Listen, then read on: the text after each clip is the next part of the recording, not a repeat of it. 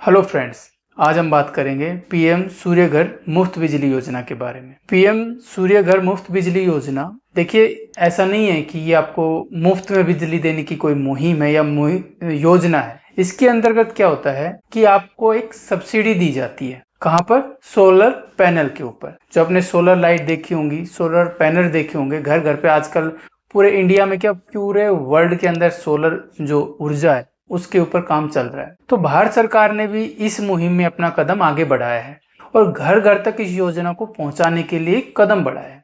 ये लगभग 29 फरवरी 2024 को इस योजना को चालू किया गया था और इसका उद्देश्य इतना ही था कि चाहे केंद्र सरकार हो चाहे राज्य सरकार हो, इंडिया के हर घर तक बिजली पहुंच सके। अब वो बिजली किस तरीके से पहुंचानी है, कितने वॉट में पहुंचेगी और उसका क्या तरीका होगा, ये भी इस वीडियो में जानेंगे। साथ में जानेंगे कि जो सब्सिडी आपको मिलती है वो किस तरीके से आती है, किन किन जगह से आती है और कितने दिनों में आपके बैंक अकाउंट में आ जाती है, इसके बारे में भी बात करेंगे। तो बने रहिए वीडियो में अंत तक। आज सूर्य घर योजना की तमाम जानकारियां और साथ में मिथ, जो लोगों की धारणाएं हैं, कुछ मिथ हैं, उनके बारे में भी चर्चा करेंगे। तो इस योजना की जो पूरी जानकारी है, इस योजना की जो पूरी टर्म एंड कंडीशंस हैं, वो सभी की चर्चा हम इस वीडियो में करेंगे। फिर भी अगर अंत में कोई आपके मन में सवाल उठता है या रह जाता है तो प्लीज उसे कमेंट्स में आप पूछ सकते हो, मैं उसका जवाब वहीं पे दूंगा। तो चलिए मेरे साथ बने रहिए अंत तक। हम बात करते हैं पीएम सूर्य घर योजना। इस योजना का सबसे बड़ा उद्देश्य ये था कि लगभग 1 करोड़ घरों तक बिजली को पहुंचाना, उन लोगों तक बिजली को पहुंचाना जहां तक अभी तक बिजली नहीं पहुंची है। इंडिया में बहुत से ऐसे क्षेत्र हैं, बहुत सी ऐसी जगह हैं जहां पर अभी तक लाइट नहीं पहुंची है। तो मेन उद्देश्य तो देखो उन लोगों को ध्यान में रख के ही तैयार किया जाता है। जो भी स्ट्रक्चर होता है, जो भी गवर्नमेंट की पहल होती है ना, चाहे वो आप पोस्ट ऑफिस से रिलेटेड देख लीजिए या कोई योजना से रिलेटेड देख लीजिए या कोई हेल्थ इंश्योरेंस से रिलेटेड देख लीजिए, सबसे पहले उन लोगों को ध्यान में रख कर बनाया जाता है जिन लोगों तक की सुविधाएं नहीं पहुंच पाती है। आज भी इंडिया के स्ट्रक्चर में काफी ऐसे गांव हैं, काफी ऐसे जगह हैं जहां तक ये चीजें नहीं पहुंच पाती। तो उन चीजों को ध्यान में रख के ही ये चीजें डेवलप की जाती हैं, गवर्नमेंट पहल करती है। तो सूर्य घर योजना भी एक उसी का हिस्सा है। इसका उद्देश्य ये था कि लोगों तक तो मुफ्त बिजली पहुंचाया जा सके, कम से कम 1 करोड़ लोग पहली बार में कवर हो सके। दूसरे प्रोजेक्ट में 2 करोड़ भी हो सकता है या उससे ज्यादा भी हो सकता है। पहली बार का उद्देश्य ये था कि लगभग 1 करोड़ लोगों तक बिजली पहुंचानी है। अब इस बिजली पहुंचाने के पीछे होता क्या है कि लोगों को सब्सिडी देनी है और उनको प्रेरित करना है, जागरूक करना है कि वो सोलर पैनल अपने घर, अपनी छतों पे लगवाएं। जहां पे भी उनके पास जगह हो, गांव में, शहरों में, वो इस चीज से जुड़े। पीएम सूर्य योजना के अंतर्गत क्या होता है कि आपको सरकार द्वारा सब्सिडी दी जाती है। ये सब्सिडी 2 तरीके से होती है। केंद्र सरकार अपनी सब्सिडी अलग से देती है और राज्य सरकार अपनी सब्सिडी अलग से देती है। दोनों सब्सिडी आपके अकाउंट में आती है। मैं उसी की चर्चा करूंगा किस तरीके से वो आपके अकाउंट में आएंगी और किस तरीके से आपको सब्सिडी प्राप्त करनी है। तो सबसे पहले करते हैं पात्रता की बात। अगर आपको सूर्य घर योजना के अंतर्गत जुड़ना है और सुविधा लेनी है तो सबसे पहले पात्रता की बात करते हैं। क्या एलिजिबिलिटी क्राइटेरिया होना चाहिए इस योजना के लिए? सबसे बड़ी जो एलिजिबिलिटी है वो है, देखिए, वो इंडियन पीपल हो, कोई भी हो, वो इंडिया का होना चाहिए। सबसे पहली बात तो इंडिया के लोग ही इस सुविधा के साथ, इस योजना के साथ, इस स्कीम के साथ जुड़ सकते हैं। सेकंड बात करें, जो घर की छत है या जहां पे आपको सोलर पैनल लगवाना है, उसकी कंडीशन ऐसी होनी चाहिए कि वहां सोलर पैनल लग सके। यानी पूरा जो स्ट्रक्चर है, घर का हो, प्लॉट का हो, दुकान का हो, जो भी आपका है, वहां का स्ट्रक्चर ऐसा होना चाहिए जहां पर ये लगा सके, स्ट्रक्चर को जमा सके। आप जिस भी स्कीम से जुड़ रहे हो, जितने भी वोट की आप पैनल लेना चाह रहे हो, तो क्या उन पैनल के लिए प्रॉपर आपके पास वो कंडीशन है या नहीं है, तो ये चीज भी होनी चाहिए। थर्ड नंबर पे बात करें, लीगल इलेक्ट्रिसिटी आपके पास होनी चाहिए, यानी कि आपका कनेक्शन लीगल होना चाहिए। क्योंकि ऐसा नहीं होना चाहिए कि आप बिजली के ही दूर से उधार ले रहे हो, नहीं, प्रॉपर आपका रजिस्ट्रेशन लीगल जो इलेक्ट्रिसिटी है उसके अंदर होना चाहिए। आपके पास लीगल बिल भी होना चाहिए, आपकी खुद की इलेक्ट्रिसिटी होनी चाहिए। थर्ड नंबर पे बात करें, आपने ये योजना पहले कभी नहीं ली हो, ये चीज ध्यान में रखना। ऐसा एक ही बार होता है, आपको ये योजना पहले अगर नहीं ली होनी चाहिए जब अगर इसके पात्र बन सकते हो।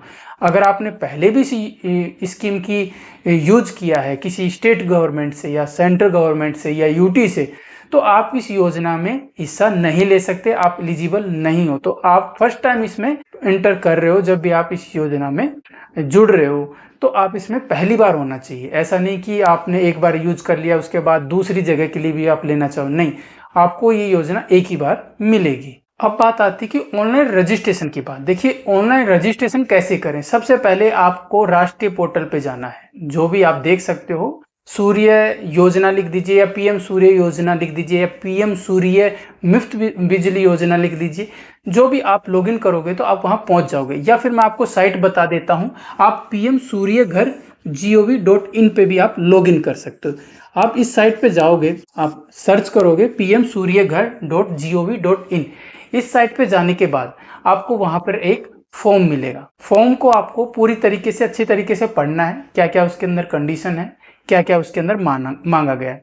सबसे पहले उसके अंदर जो मेजर होगा, आपका आधार कार्ड होगा, आपका इलेक्ट्रिसिटी बिल होगा, जो इलेक्ट्रिसिटी के बिल की जो संख्या होती है ना वो वाली, और आपका बैंक अकाउंट नंबर ऐड करना होगा, साथ में आपका नाम, आपका एड्रेस, और जहां पे आपको ये पैनल लगवाना है वो। तो ये सारी चीजों को आपको वहां पे मेंशन करना होगा। थर्ड नंबर पे बात करें, जो पैनल आपको लगवाना है, जिससे डीलर से आपको ये पैनल लगवाना है, उसका चयन वहां पे करें, आपको दिया होगा, उसको आपको चयन करना है। और जैसे ही आप चयन करोगे और ये चीज सब करके सबमिट कर दोगे, उसके बाद लगभग 15 दिनों के अंदर आपको केंद्र सरकार से भी सब्सिडी मिलेगी, आपको राज्य सरकार से भी सब्सिडी मिलेगी।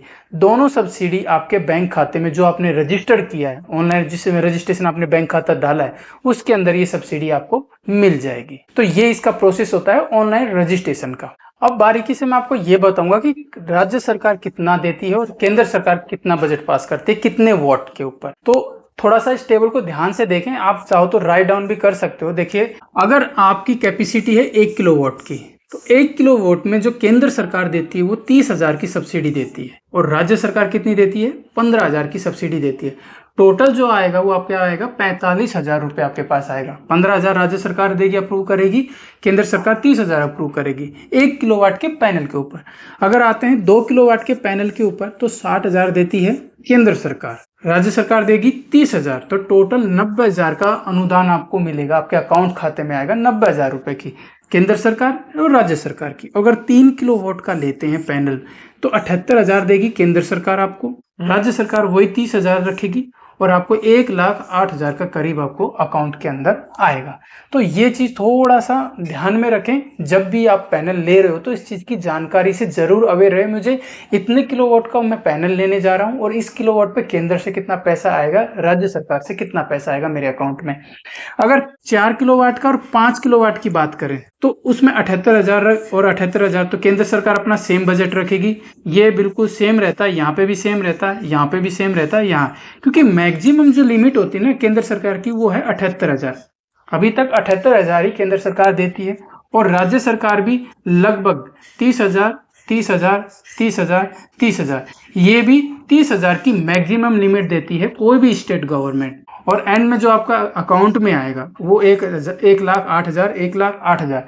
ये कब आता है, जब आप 3 पैनल या 3 पैनल से ज्यादा के वोल्टेज के पैनल आप अपने घर में सेट करवाते हो, या तो 3 पैनल, 4 पैनल, 5 पैनल, जो भी पैनल आप करवाते हो ना ज्यादा वाले, तो आपको लगभग 1,08,000 की सब्सिडी राज्य सरकार और केंद्र सरकार के दोनों को मिलाकर आपके अकाउंट में डाल दी जाएगी। तो इस तरीके से आपको सब्सिडी मिलती है। ये सब्सिडी 15 से 20 दिन में आराम से आपके अकाउंट में आ जाएगी, जैसे ही आपका रजिस्ट्रेशन सक्सेसफुल हो जाता है। अब बात करते हैं जो सोलर पैनल के बाद। देखिए सोलर जो पैनल होते हैं ना, वो 2 तरीके के होते हैं, ऑन गेट और off grid. On grid solar panel वो होते हैं बिजली के साथ भी चलते हैं, यानी इलेक्ट्रिसिटी के साथ भी वो वर्क करेंगे, और साथ में आपको जो सन द्वारा जो आपका जो एक्सपोजर मिलेगा या सूर्य की रोशनी मिलेगी, तो वो भी आपको होनी चाहिए। इन दोनों के साथ जो वर्क करेंगे उसे बोलते हैं ऑन गेट सोलर पैनल, यानी किसी एक के होने पे ये नहीं चलेंगे, इनके लिए दोनों होने जरूरी है। उसके लिए इलेक्ट्रिसिटी भी होनी चाहिए आपके घर की और साथ में सूर्य की ऊर्जा भी होनी चाहिए, तभी ये ऑन गेट वाले सोलर पैनल काम करेंगे। उसके बाद है एक of gate solar panel.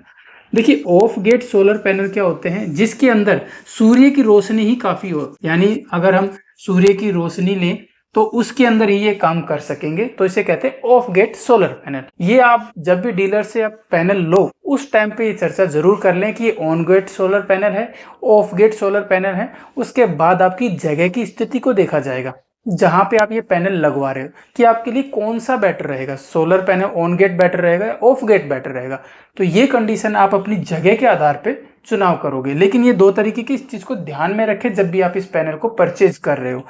On grid solar panel जो इलेक्ट्रिसिटी और सूर्य की दोनों तरीकों के साथ होने पे ही चलेंगे। एक भी अगर इसमें से अगर नहीं हुआ ना, अगर इलेक्ट्रिसिटी नहीं है तो नहीं चलेंगे, अगर सूर्य ऊर्जा है तो भी नहीं चलेंगे, दोनों का साथ होना जरूरी है। ऑफ गेट सोलर पैनल को है कि उसमें सूर्य की ऊर्जा ही काफी होती है, तो इस चीज को जब भी डीलर से आप लेने जाए तो चर्चा जरूर कर लें। एक प्लांट की जो अनुमानित लागत है वो लगभग 60 किलोवाट तक की होती है। और ये जो सोलर पैनल्स होते हैं इनकी जो कार्य क्षमता है, वर्क कैपेसिटी है, लगभग 25 साल के लिए होती है। यानी 25 साल तक आपको कहीं दूसरी जगह जाने की जरूरत नहीं पड़ेगी, 25 साल तक आराम से काम कर जाएंगे। देखिए सरकार 25 साल के लिए बोल रही है या मार्केट 25 साल के लिए, डीलर भी आपको 25 साल, लेकिन फिर भी 20 से 22 साल तक आराम से कहीं भी नहीं जाते। और अगर आप इसे ईएमआई में खरीदना चाहो तो भी ले सकते हो। 1800 के समथिंग आपकी ईएमआई बनेगी। 3 किलोवाट तक की सोलर पैनल है, उसमें लगभग 1800 तक की ईएमआई बनेगी। और इंटरेस्ट रेट भी कोई ज्यादा नहीं होता, लगभग 7% के इंटरेस्ट रेट से आराम से आपको ये ईएमआई पे भी अवेलेबल हो सकते हैं। तो ये चीज भी आप, अगर पैसा नहीं है तो आप इस तरीके से भी सोलर पैनल को खरीद सकते हैं। इसके कारण लगभग बिजली के जो बिल आएगा ना आपका, उसमें 2/3 से 3/3 तक की बचत आपको हो जाएगी। सोलर पैनल इतना बेनिफिट देता है कि 2 से 3/3 तक की आराम से आपकी इलेक्ट्रिसिटी बच जाएगी। आपका जो बिजली का बिल है या खर्चा है वो आराम से बच जाएगा। सोलर प्लांट का जैसे ही रजिस्ट्रेशन हो जाता है, कमीशनिंग हो जाती है, उसके बाद जो सब्सिडी है डीबीटी के द्वारा सीधे आपके अकाउंट में आती है।